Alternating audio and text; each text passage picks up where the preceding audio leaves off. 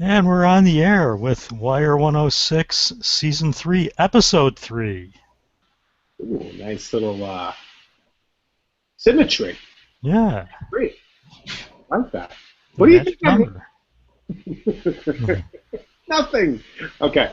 Um, yeah, so this is Dead Soldiers, and we'll talk a little bit about why it's called Dead Soldiers in a second.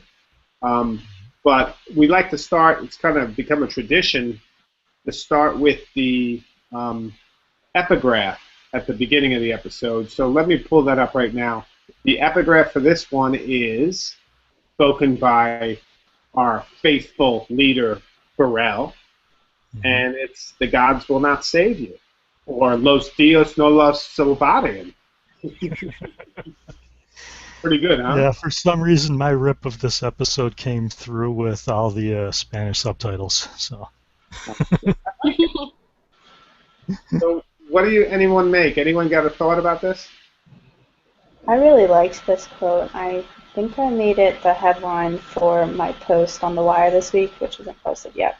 But I just thought it was really interesting because, like, I've been to Baltimore and you see Baltimore in the show, and it's such like an in the show it's portrayed as such an ungodly place. Like it's so horrible in some areas that you just like can't get through anything. And it's like, no one can save you but yourself in a way.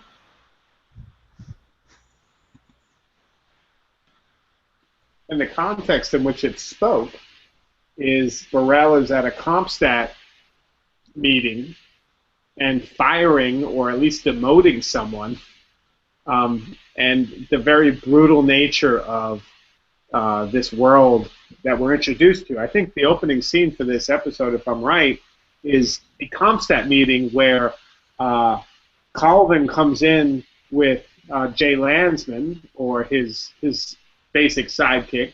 They walk in and they go into the bathroom, and there's the other one who they've been abusing for the last couple of meetings throwing up. And that's how it starts. And then you just walk in, and Rawls and Burrell are just really brutalizing uh, the people who come. So it's interesting how the gods will not save you also has, this really kind of, you know, uh, the powers that be. It's almost like someone in a position of power needs to be saying this as Hmm. they're brutalizing you, reminding you that nothing will save you from my brutality. Really, it's kind of a dark quote. yeah. Anyone else?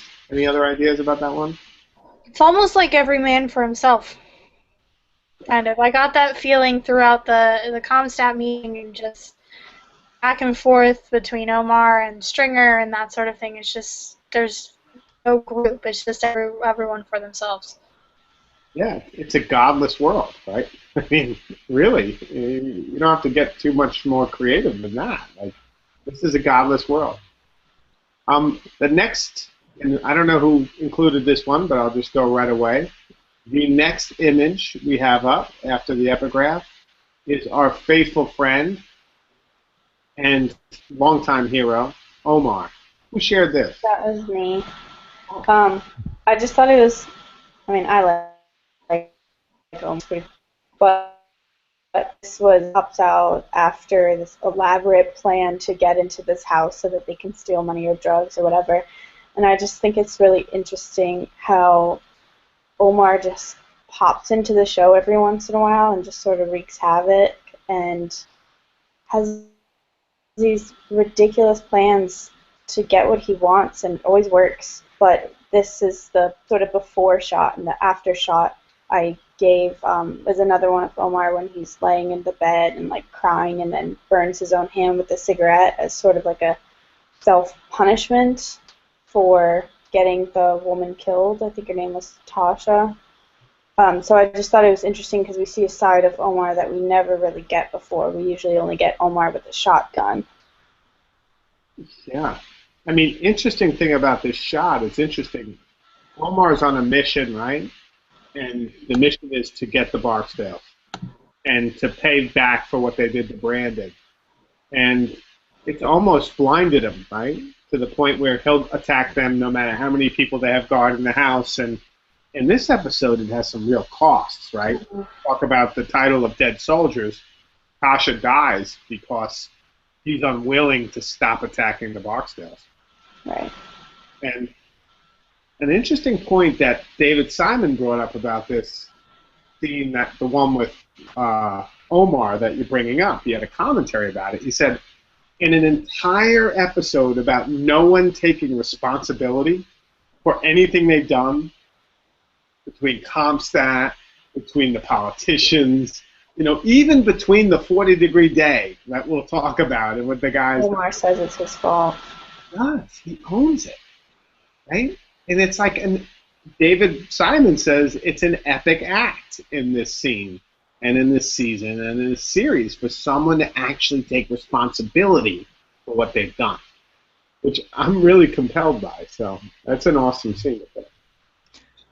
Yeah, before that robbery started, they had that conversation in the car. Like, why do we always have to rob the Barksdale joint? And he says, because. And like, because? And he says, indeed. It's like he's not even answering, Yeah, exactly. He's made a decision, and it's not rational, right? Yeah. Okay, the next shot is actually one that a few people chose, and I think with good reason. It's a gorgeous shot, and it speaks volumes about it. So let's take a look at it. We got Joe Prop and Stringer at City Hall in the rain. Who picked this one? I did. I just really liked this one because it's like they're on to them again, but then they're also not really, because they caught Cheese, but they were mistaken on what he was talking about. And I just really like this scene because Pop Joe keeps saying, like, keep it boring. Just keep the phone lines boring, don't use the phones anymore. So it's kind of like we're in this cycle, season to season, where they kind of know that they're on the tail. Yeah, and outsmarting. I also love that these two are being focused on the backside of City Hall, as if they're like political players and the city's behind them. And I love the quote that Joe Prop. He has some great quotes. He says, "Why are we meeting here in this rain?" He's like, "Because cops don't get wet." It's not only a brilliant quote, but it's a brilliant scene and setting for these two pins of the drug world to be meeting, in Baltimore City, as if they were political figures. Yeah. I like that shot. I mean, first it jumped out at me just visually because of the coloring and the composition that's going on in it. But yeah, it does have that symbolic thing going on as well, that, you got the city caught between this drug business going on.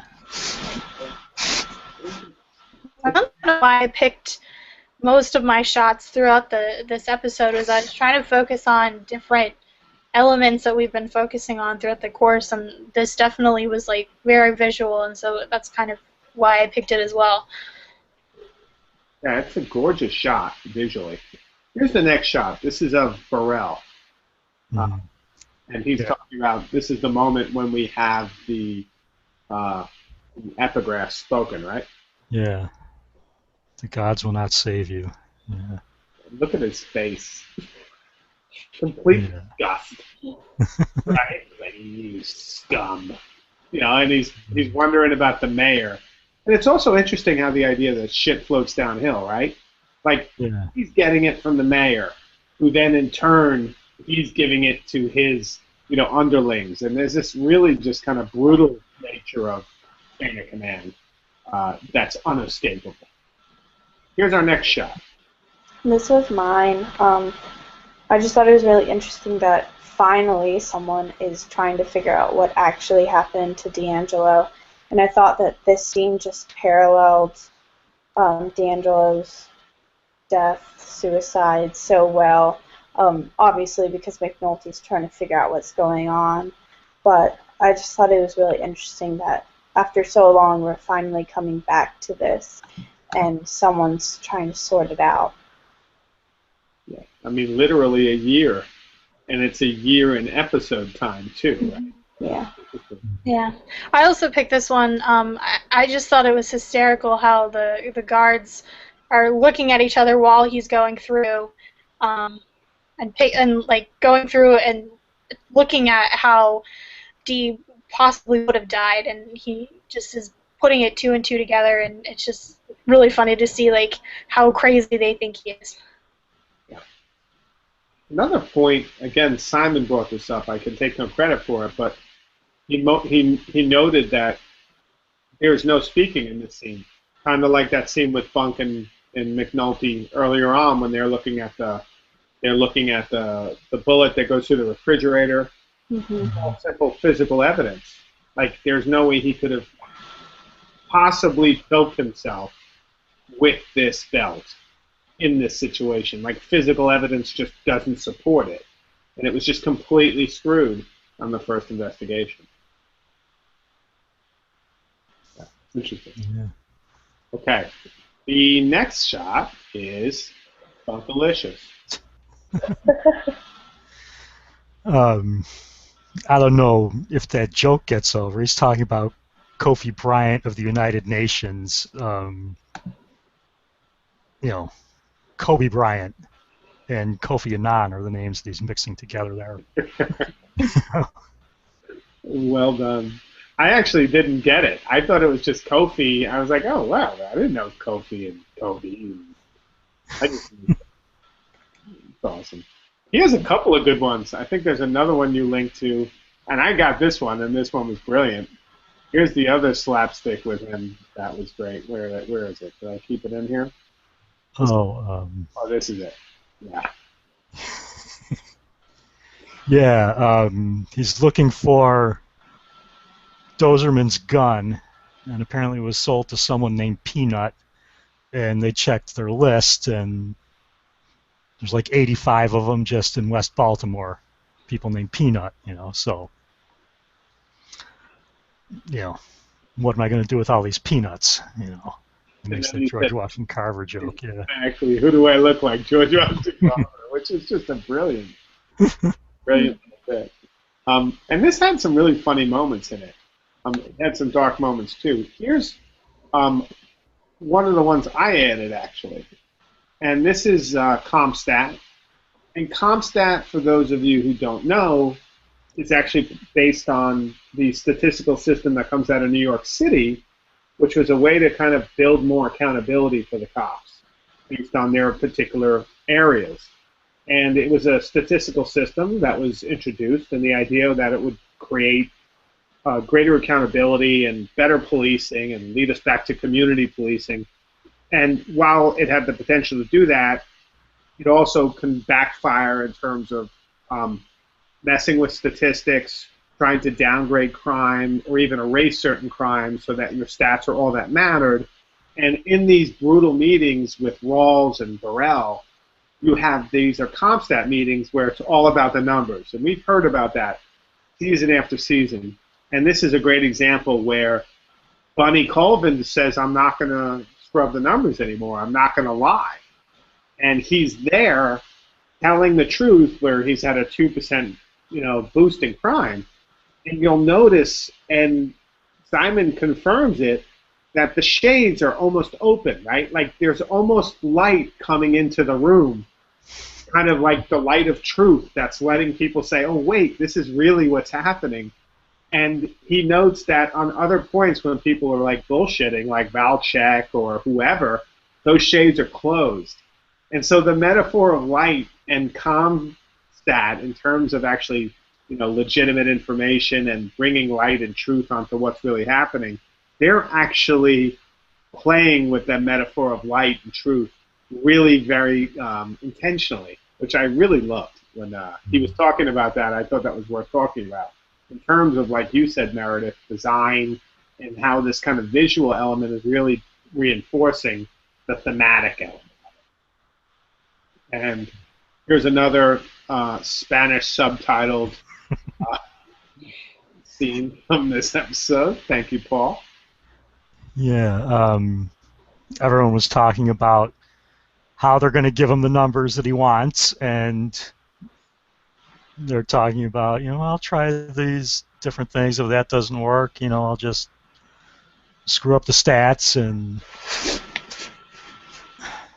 Bunny basically speaks honestly that I think I'll just legalize drugs, And and everyone laughs.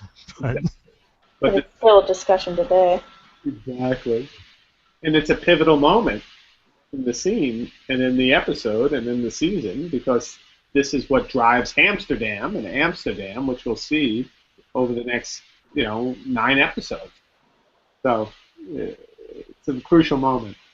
Um, Here's another scene, and this is the scene. I don't know if this struck anyone. This is the scene from the shootout.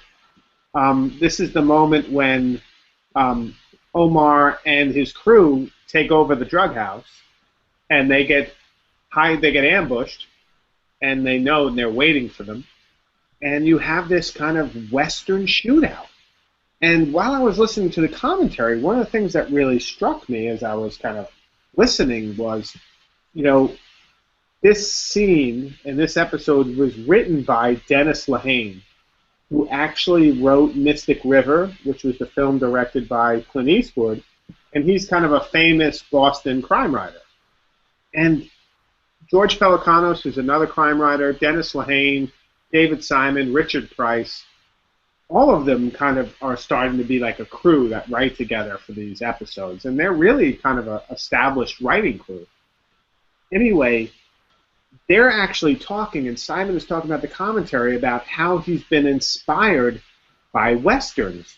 And I don't know if you've ever seen the Western, the Wild Bunch, but the opening of the Western, the Wild Bunch, is about a whole bunch of criminals coming into a bank, and they get ambushed because the town is waiting for them, and it's a bloodbath.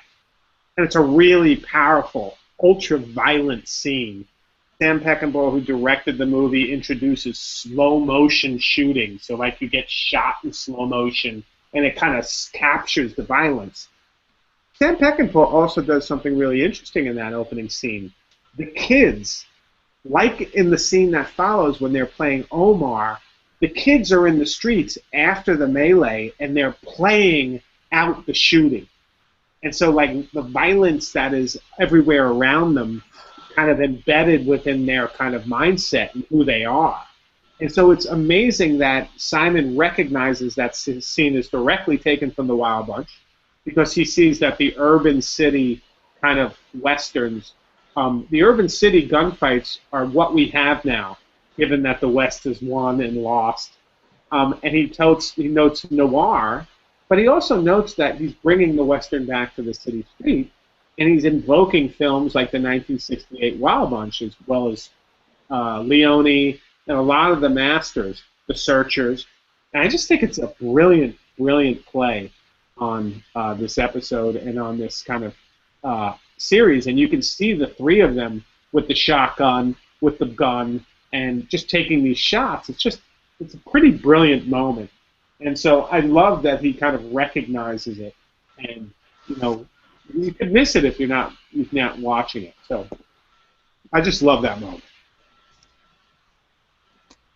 Okay. Now, one of you brought this up, and this is kind of the next moment. This is the scene with the kids. This is me. I definitely I kind of picked it because I kind of saw the influence that these events have on the kids, and it's not necessarily a good influence. So I just thought this scene was really interesting. Just that Bunk was looking at the crime scene, and then he just oversees these kids just being like, I want to be Omar, I want to be Omar next. And I just thought it kind of made me think. I was like, like these kids, it's not just like the adults looking at it too, and just the crime scene. So it brought a new perspective to what you were just talking about too. Well, I think it also goes along with the whole Western thing because, I mean, it's a generation. So the older generation was the Omar in the past. Now there's Omar here, and then these kids, they're going to be the future drug dealers going through the same thing, doing these same things, and then their kids are going to be the ones that are watching and playing out the whole Western Baltimore kind of thing. And I think the repetition and the circling of it is what's really disturbing. Whenever I see children in this show, that's always what I think of.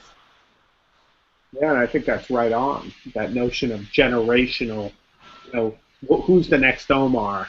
Who are the next kids idolizing Omar? And it's almost an inheritance. Yeah, and a sick cycle that they can't break. Mm-hmm.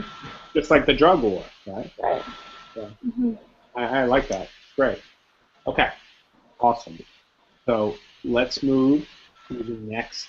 Because here's one. Speaking of drug war, I love this one. This is the real Jay Landsman. So there's a Jay Landsman who's played by the kind of cheeky sergeant who's always eating and is always talking smack to Bunk. But that character is based on this character, who's Colvin's lieutenant, who goes with him everywhere. This is the real Jay Landsman. And this is him offering up a joint to Bunny Colvin as he's telling him his crazy, mad story about what he plans to do to create Amsterdam. And it's just a great moment where his face and just like, he seems like a serious actor, but he starts to really break down.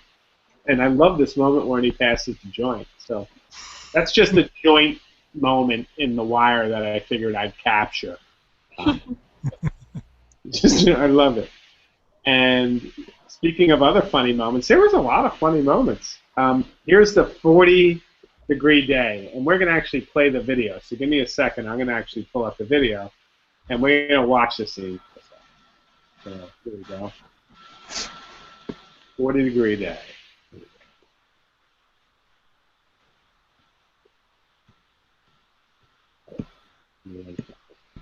Show up, like a 40-degree day.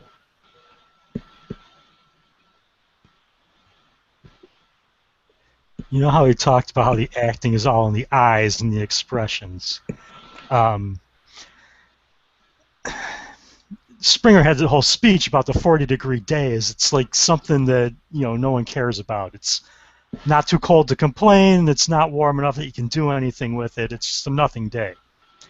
And that kid there just like picked on that expression as 40-degree day and totally misinterpreted it and plays it back. And they both just look at him like, what an idiot. But you saw that play out in their eyes. Well, I think over and over, especially recently, you get Stringer as sort of like a ringleader, almost as like a professor. I think it was in episode 1 or 2 where he's basically teaching a class in a church. It's almost, it's very like, the way that it's set up is very strange. And so I think we keep getting Stringer as educated and the rest as not so educated. And it's like, he's a smart man having to deal with idiots, but they are the ones running the business. The other thing about that is, Simon was talking in his commentary about this scene, like Dennis Lehane wrote that, and all the other writers for the show were like, oh my God, what a moment. And it was just interesting to hear about like writers kind of one-upping each other with these scenes that might be funny and play and like, the idea of coming up with the idea of a 40-degree day, like a 50-degree day, you're happy. A 60-degree day, you're ready to barbecue. A 20-degree, you're bitching. But a 40-degree day, no one cares about a 40-degree day. And it's like a brilliant little stupid thing, but it's interesting how that's what makes up The Wire, is these small, almost throwaway metaphors that come at you episode after episode, scene after scene, that really are powerful and memorable and thoughtful.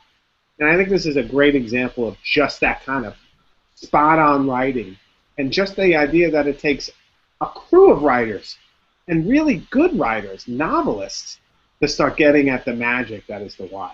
So I really like that scene, and it's awesome.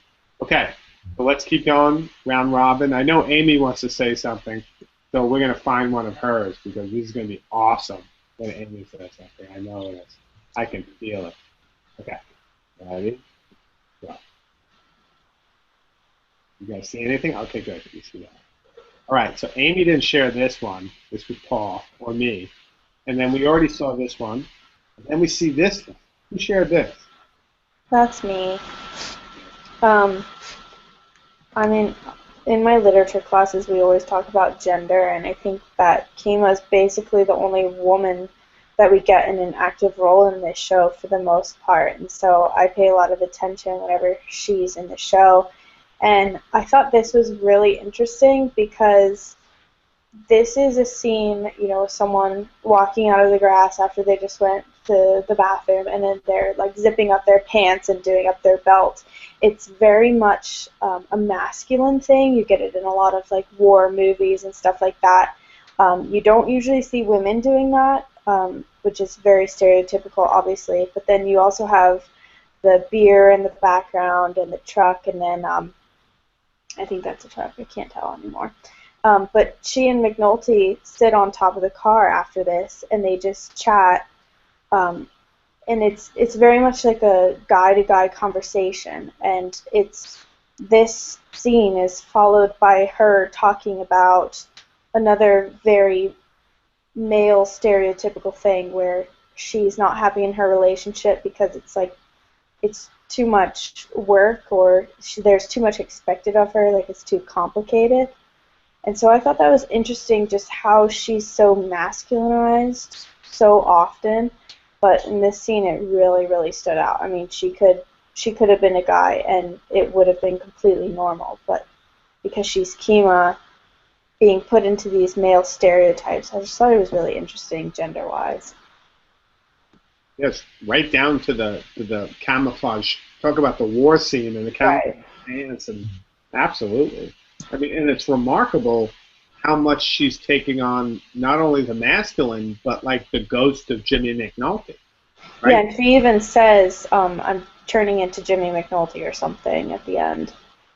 And it's a little bit disturbing because she's one of our innocents from early on, right? And there's something happening with Kima this season. She's the kid. She in the last episode she's out on the town looking for potentially a date, and it's a different world for her right now, and she does really take on. I don't know if this is right, but I wonder if she's even become more masculinized as the kid's home, and she feels the pressure on that, and so she's really associate with McNulty. You know what I mean? That's interesting. Okay, so here's the next one. All right. So we have another shot of Jimmy and Kima. Whose is this? Interesting. What do you have to say about this, Andy? Well, to back up on what Allison was just saying, you'll notice it usually is Bunk in this situation, but actually now Kima is taking Bunk's place. And she's having problems at home, and Jimmy and Kima are becoming one. They're like doppelgangers. What do you think? They're also positioned almost the same physically. Very good point. Now, Amy, am I doing this justice? Thumbs up or down? Meredith, can you help me here? Well, you just wrote, I submitted this because of what we were just talking about with Kima and McNulty becoming the same person. Well done. Paul? Yeah.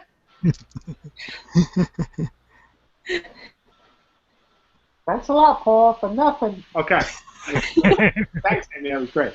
The next one is The Wake. So this is when we get to see the not real Landsman, the Landsman who plays Landsman. And who offered this one up? This was me. I did this because it was a different side to Landsman than we've seen before, and so I just thought it was interesting, and it's kind of like heartfelt, going towards the officer who died or was killed. I'm not remembering what happened to him, but I just thought it was really interesting to see the different side, and it kind of goes along with what we were talking about at the beginning, where we see the different side to Omar. And so I just thought this episode was about seeing different sides to different people. Yeah. I think it was a really interesting like funeral scene. I made a Jameson commercial after this, but I just thought it was interesting how this is your sort of typical Irish wake where everyone has a drink, like that's what you're supposed to do, and they all sing together, and it sort of made the police force itself like a clan of sorts, if that makes any sense. I just thought it was interesting how they were all put together in this room, and I really liked the cinematography of when it zoomed in on like the badge of the cop and his tie, and there were like a couple other things. I thought that was pretty cool.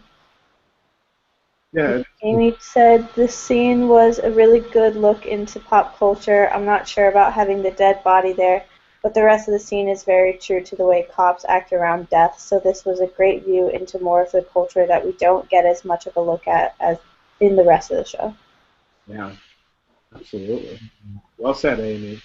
And I think another thing happening here that it's kind of like behind the scenes, and Paul, I know you know about this too. You've been watching the commentary. The person who they were having the wake for is character Ray Cole, who was a detective who was kind of quiet, and he died on the Stairmaster very unceremoniously, and there's that kind of feeling about it. But it was actually also Robert Colesbury, the executive producer for the first two seasons of this show, who died between season 2 and season 3, that the entire show was putting on a wake for. This is one of their own, laid out on the pool table, who had died, and who was no longer, and he was a really big part of the show, part of the vision. And that was really also this double play here, because he was a character in the show, but he was also the executive producer. Right, Paul? Yeah. He had I think, a really big influence, from what I'm hearing in the commentary, on the look of the show, and even, the sound design was a big part of his department there. So he had a really impact on really translating Simon's vision of the story into the visual medium. Yeah, and so this is really a wake for him. Yeah. So there's that play that it's not only for this character, and I agree with everything you said in terms of the clan.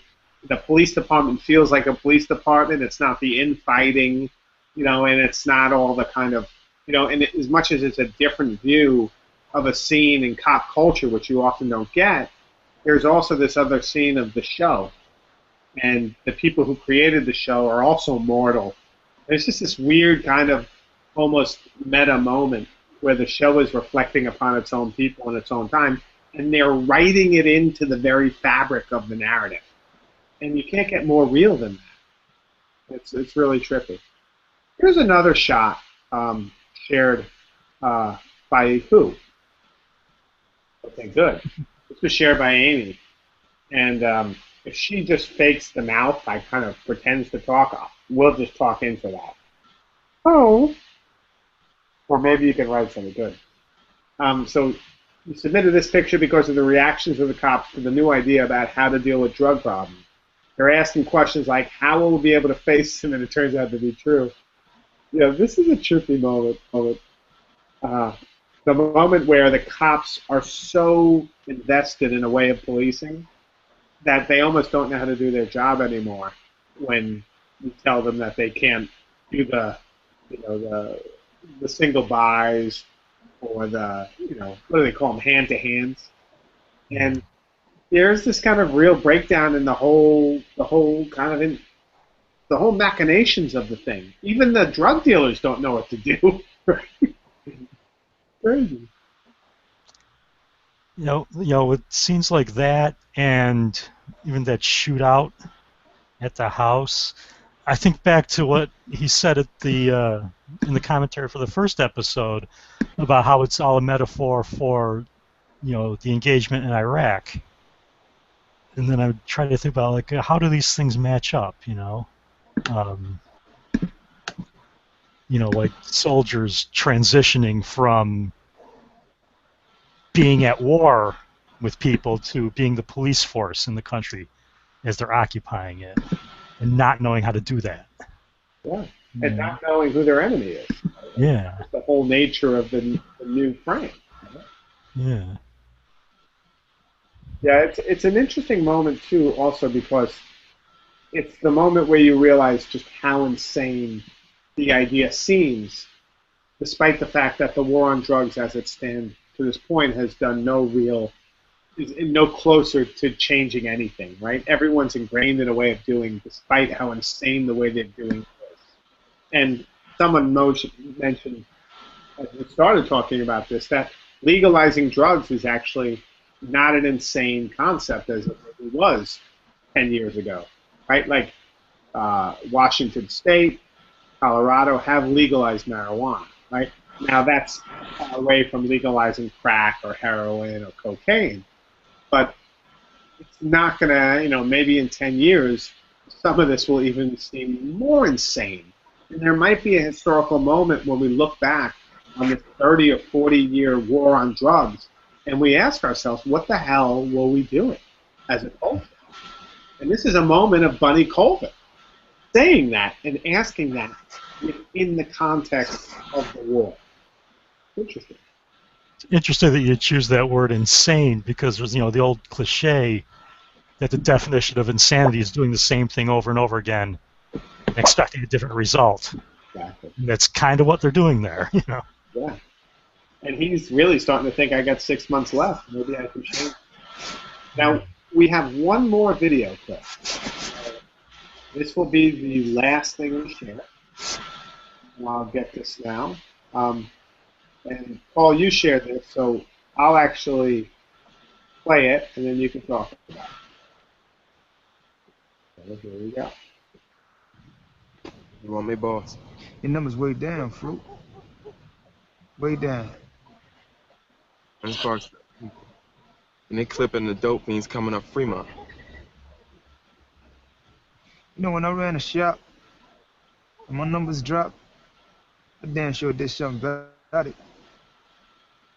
Okay. So there we go. This scene shows up right after the Comstat meeting. So you get that nice parallel, they're both looking at the numbers, and I thought that was an interesting parallel right there. But the other thing I see in that is we talk about how it's all being in the eyes, and that Marlowe just has this aura of menace around him there. It really does. Yeah. Another thing I was thinking about with this scene is, again, the stats for the drug dealers, stats for the policemen. But when I was thinking about the Comstat stuff, which is, I'm really interested in the Comstat stuff just as a cultural move of policing.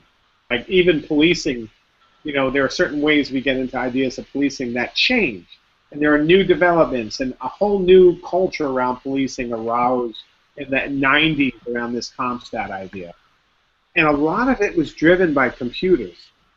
So up until now, we've been talking about technology as like a pager or a cell phone or the internet. And here we see technology as a statistical system that drives the way in which we report and respond to crime. So technology now, and it's kind of invisible here, is actually a whole way of thinking about reporting on and becoming accountable for the work we do at the police level. And so Comstat isn't just, a policing approach, although it is that. It's also a technological approach to data, into accumulating data, to reporting on data, into using data to make certain claims and observations, which is kind of a broader move of our culture right now. And it's really subtle from seasons 2 to seasons 3, how technology becomes from, burners to pagers, etc., to a cultural institutional reality for how we report and understand and control the people within our groups.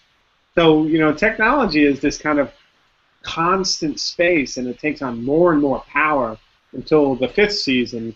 It's basically undermining journalism as we speak. So it's an interesting kind of development and evolution of technology over the course of these 5 seasons. Any other points by anyone? Amy, anything?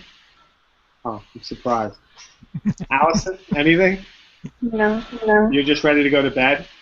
No, but I'm excited for season 5. I know, but if you yawn again, I'm going to fall asleep. So no more I'm yawning. sorry. It's not you guys. I'm just tired. I know.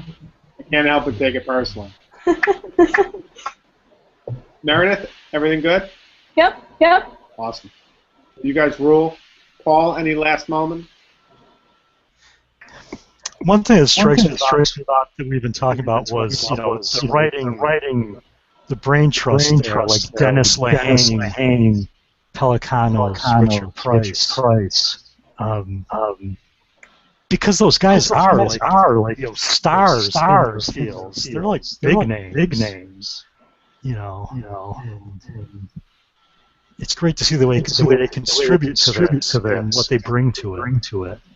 Yeah, there is really a distributed nature of them bringing, kind of in some ways suppressing their egos, coming into this and constantly building on each other's work. And maybe some of the character development they want to do, they can't because of what's the nature of how the narrative's moving. And I am really interested, and it's something you don't think about until you really start watching the commentaries and watching this again and again, just how much talent Simon brought to the table, and how he was able to kind of say, me and Ed Burns created season 1 and 2, and we kind of got this thing rolling. But he started rolling in the talent to really start making this, seasons 3 and 4, I think, are a real testament to this. This show didn't jump the shark because they actually kept feeding the talent, and they were able to let go of some of their ego and let other ideas come in and make it that much better. And Richard Price with the last episode we talked about, Dennis Lehane with this episode is a perfect example of that. It's a whole other element of the show I didn't really think about until I started watching these commentaries and picking up on how many different people wrote it, how many different people contributed to it. And it's pretty compelling. Yeah, I agree with you. And then when they start talking about the Western films, and there's a point at which David Simon talks about the fact that him and George Pelicanos both went to the University of Maryland and both took a film class on the Western. And that film class on the Western would talk about these very elements of violence, because the violence in the Wild Bunch that Sam Peckinpah was talking about was actually the violence in 1968 that was happening in the streets in America in response to the Vietnam War, in response to, assassination after political assassination. So the idea that the Western meets the city street in The Wire with a little bit of sprinkling of the noir reinforces everything I think we've been doing for a couple of years now, Paul, and it comes together in The Wire. So it's really cool to see that. And thank you 3 for listening to us ramble on about that. Okay, you guys are rule. Thanks again for another great episode of Wire106. Bye-bye. Bye.